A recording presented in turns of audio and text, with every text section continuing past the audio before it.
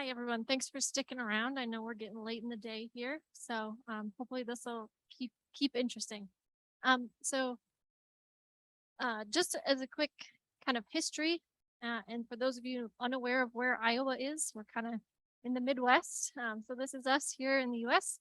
And trumpeter swans were extirpated from Iowa in the 1880s, and so we have a completely reintroduced population.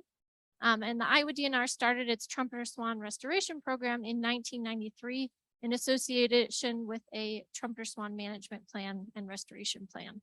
And it utilized captive breeding and rearing and releasing 1 to 2 year old cygnets into the wild.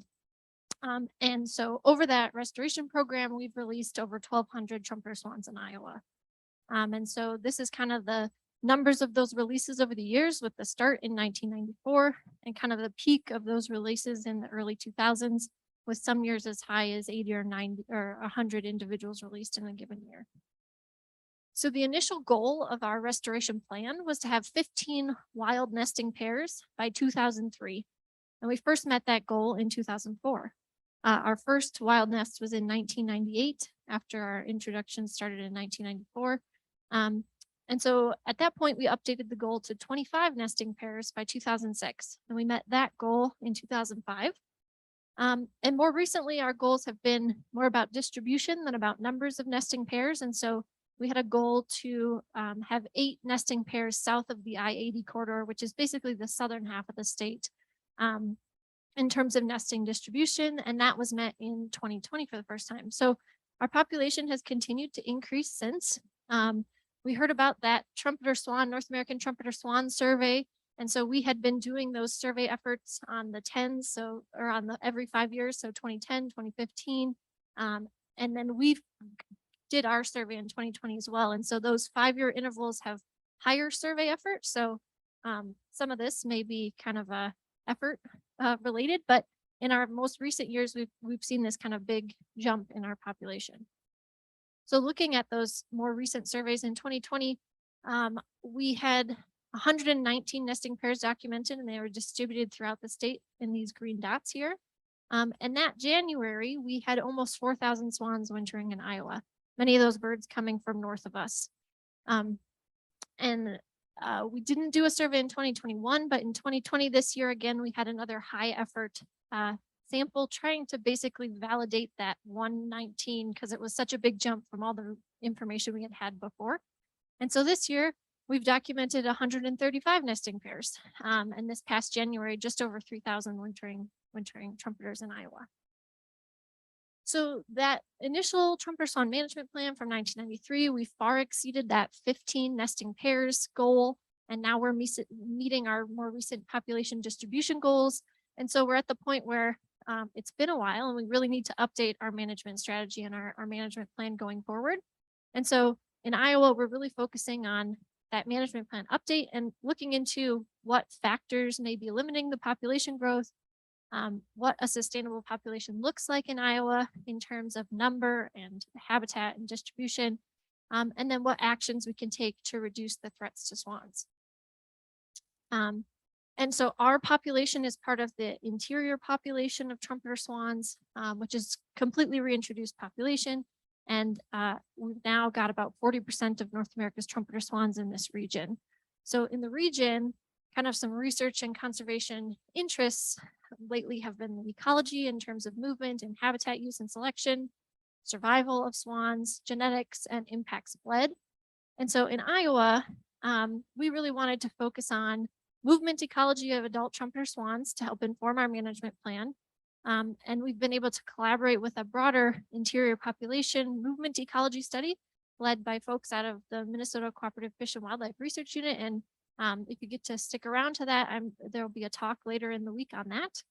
And in addition to this adult movement piece, we also really wanted to understand the cygnet survival piece over that first winter. So from fledging to dispersal.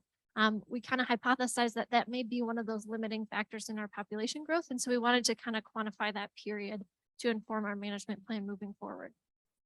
So if we think about the different life stages and the different survivorships during those life stages, laying to hatching and hatching to fledging, those cygnets are pretty much on their natal wetland and very stationary. So you can count eggs on a nest, you can count hatchlings, you can count pretty close to fledglings without too much effort or needing to mark them.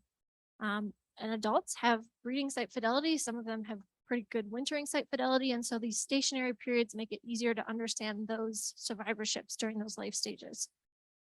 When it comes to this fledging to dispersing in subadult stage, the birds are much more highly mobile. They don't have that same site fidelity. With the one exception that during this fledging to dispersing stage, trumpeter swans are overwintering with their parents. And so we decided to take advantage of that behavior. If we know where the adults are, we know where the rest of the cygnets are. And so we were trying to kind of take advantage of that system and see if we could use that to learn more about cygnet overwinter survival. So our goal was to try to improve fledgling detection and resite probability by pairing marked cygnets with a GPS marked bird in order to follow the GPS bird and then resite the rest of the family group. So in August and September of 2020, we captured family groups, and this is typically a time when one of the adults is molting and flightless, so pretty easy to capture. And then the cygnets are just before fledging, so they're flightless, but large enough to take on those auxiliary markers. So we marked a flightless adult with a GPS GSM collar. So we had 8 collars deployed. And in 2 cases, there wasn't a flightless adult available, but we had GPS markers available and put those out on 2 cygnets with family groups. And then we captured as many of the cygnets of a family group as we could, and then had green neck collars and matching leg bands with alphanumeric codes to be able to identify individual cygnets in those family groups for a total of 40 collared cygnets. So these GPS GSM were solar powered Ornatella collars, and they take a location every 15 minutes with a potential collar life of up to 3 years. And they upload data once daily through the cellular network, and it's available online on MoveBank. And so basically we can get close to real-time information on the location of the family group by having one individual GPS marked. So in order to complete our survival analysis, we conducted biweekly resighting from September 21st to February 28th and referenced that latest GPS data to determine our search area for resighting. And then DNR staff went out and were assigned a particular family group or 2, and they, entered the location, the individuals identified, and some habitat cover type information in a Esri Survey 123 app form. And then we also had an online reporting form available for the general public so that if anyone came across these green collars, and we had some kind of social media and publicity about it as well. So if folks came across these collars, there was a way for the general public to report them as well. And then in the inevitable case that some of our birds ended up wintering outside of the state, we reached out to local birders or partners for assistance in resighting. And that was necessary for 3 of our family groups that ended up wintering outside of the state that winter. So we used a Cormac Jolly Seabird survival model with 13 resite occasions. Each occasion was a week-long period of resighting where folks would go out one time during that period to try to do a resite effort. And then we had those 12 survival intervals, which were 1 week-long periods in between those resite weeks. And then we conducted the analysis with program RMARC and evaluated our models with AICC. The resite probability, or P, was either the null or the time varying model, and our survival component was null, time, sex, family size, which we defined as the number of cygnets at the time we captured the family group, an interaction of time and sex, an additive time and sex model, and an additive sex and family size model. So we tested all combinations of these different models. And we found that we had 2 supported models within 2 delta AICC, both of them with that time varying detection probability or resite probability component. And then family size and sex were the important factors influencing survival in our study. So looking at that resite probability, so our weekly resite probability, the minimum was a 0.66 with a 95% confidence interval there of 0.47 to 0.8. And our maximum detection probability was actually 1. So average detection across all resite periods was 84%.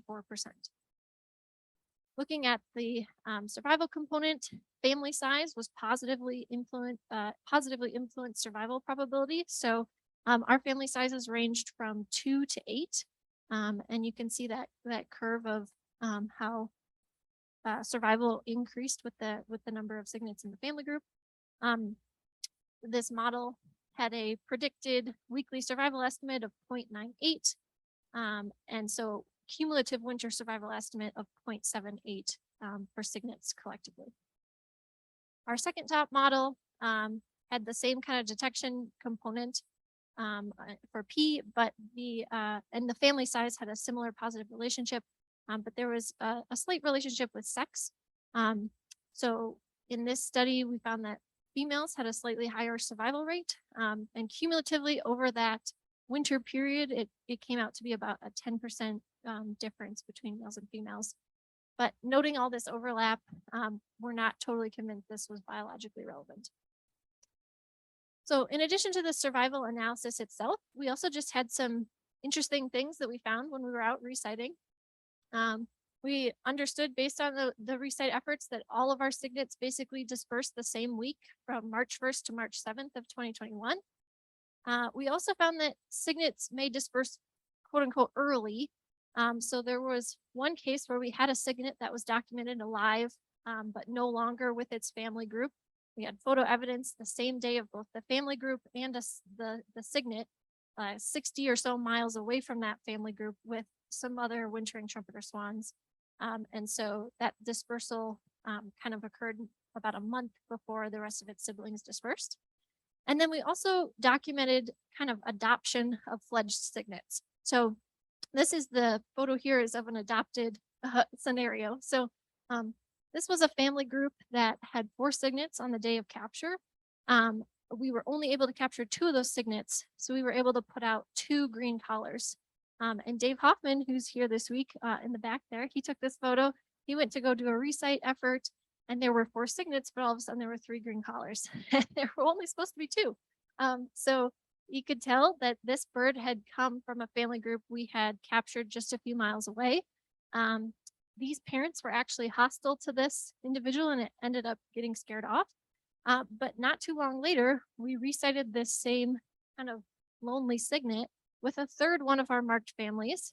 And that family had 8 cygnets, of which we were able to put collars on 6 of them.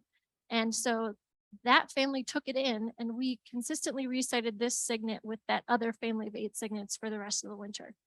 So we can document there that the adoption, I guess, is possible at this stage.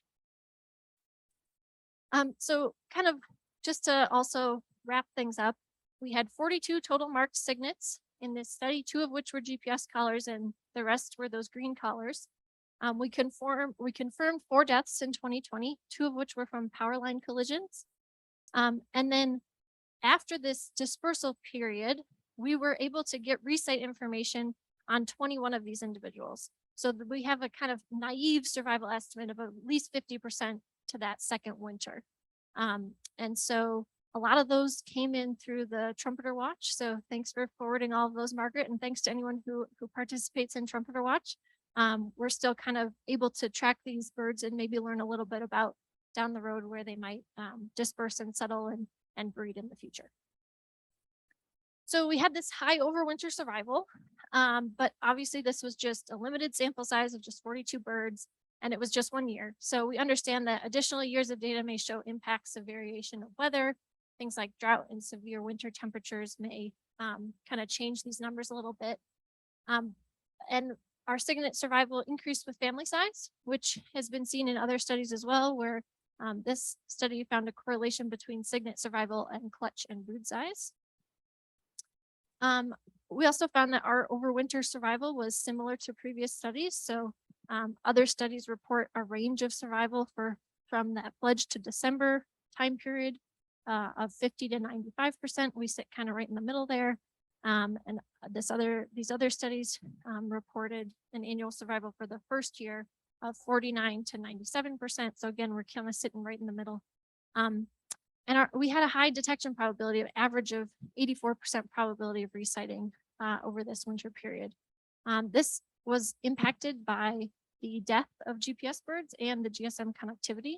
So we had one adult and one cygnet with GPS collars that died. And so we know that once those mortalities occurred, it was harder to resite the rest of the family group that was tagged. In one case, the birds ended up kind of wintering with a bunch of other birds that were just wintering in the same area. And so we could consistently resite them, just kind of got lucky that way. But the other family group was a little bit harder to find sometimes. And then cell service was also limiting. We had one family group that we could tell it left, and then it disappeared and was offline until January. And all of a sudden we realized it was in Kansas in a very rural area that didn't have great cell service. And so we were able to reach out to some partners in Kansas and get some resite efforts. But it was not a consistent 2-week effort at that point. So just for context, looking at kind of our detection probabilities, this was a study done specifically looking at the wintering period. So they looked at tagged birds and included them in their study after their first winter of observation at this wintering site. And so this is that stationary winter period, doesn't include the migration period like our study does, but they found that the detection probability of marked swans varied with the level of resite effort, as you might expect. So a low resite effort of opportunistic sightings by volunteers resulted in a 0 detection probability, whereas medium hired researchers collecting data was over 70%, and then systematic weekly winter resighting provided almost 95% probability of resighting. So we were really pleased that by pairing our marker resighting with this GPS GSM data, we had a relatively high detection probability, averaging that 84%. And even when birds wintered outside of the state, we were able to continue to track them throughout that period. It improved our efficiency and effectiveness of our field time and effort. And so we had folks out in the field for, a few hours or half a day every 2 weeks instead of dedicating lots of time to this effort, because we could pinpoint that search area. And then we were able to track survival over the migratory period of those movements, both away into the wintering area and back to their breeding grounds. And from this initial year of data, it doesn't appear that cygnet overwinter survival is limiting the population like we thought it might have been. And so we may not need to continue to augment our population with released captive breeding cygnets. So I'd like to thank the DNR staff and volunteers from Iowa, Missouri, and Kansas who provided data, the staff at the Kansas Department of Wildlife and Parks who helped track down that wayward family group, staff at the Kansas City Zoo, including Kelly, who's here, for your help. Thank you very much. And then the Trumpeter Swans Society and all your Trumpeter Watch. Thanks for forwarding all those along, Margaret. So I'd be happy to answer any questions.